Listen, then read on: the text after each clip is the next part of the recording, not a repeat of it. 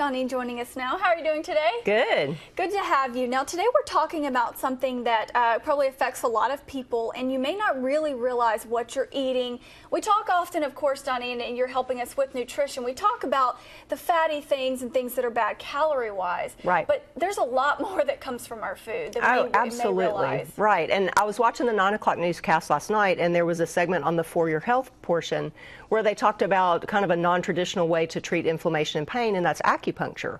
Well, you can also treat those things with the foods that you eat or the foods that you don't eat. Really? Right. There are a number of foods that contribute to the inflammatory process in the body, and just about every disease known to man has some sort of inflammatory process involved in it. From allergies to, of course, inflammatory bowel disease and cancers, diabetes. There's so many diseases that have inflammation as one of the sources of the disease process. Wow. So you're thinking you're taking medicine and things like that.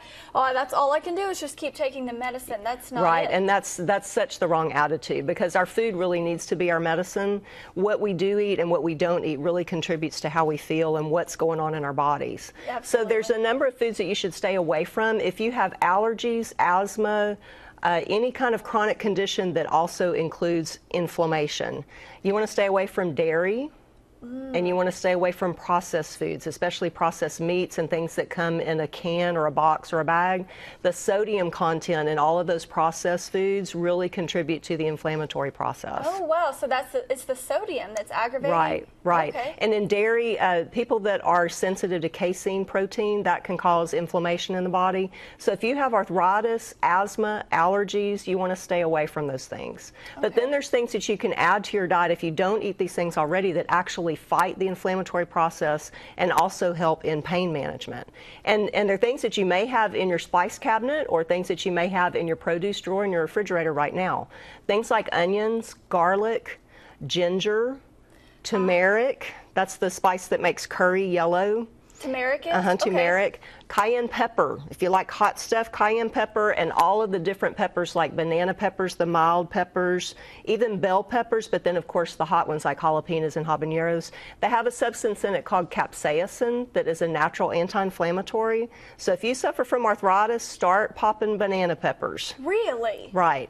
Okay, and that's good. Those aren't hot, so you don't have to worry Absolutely. about it. I eat them every day. I used to suffer with arthritis and asthma, and I changed all of the things that I ate. I stopped taking all of my medication, and this was over, the course of several years that this happened. But once I added those things into my diet, and I've made a habit of eating them on a regular basis, I don't suffer with those things anymore. My goodness.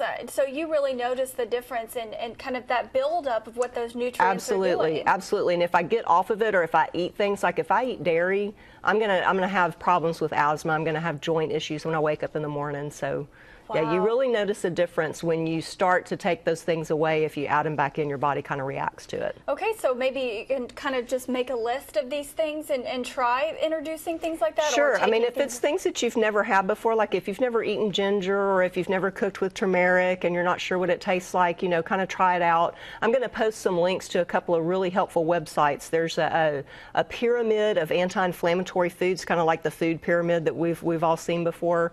And then there's also a list of 14 foods that you can add to your diet now that will help fight inflammation and pain. And I'll post those links to those websites. Great, Doneane. That sounds like a great topic. And like you said, you're proof that it really will help. Absolutely. You just introduce that and be patient, of course, and let it. Right. It's not going to happen overnight. It's a process, and your body has to get used to it and make the change. Thank you, Doneane.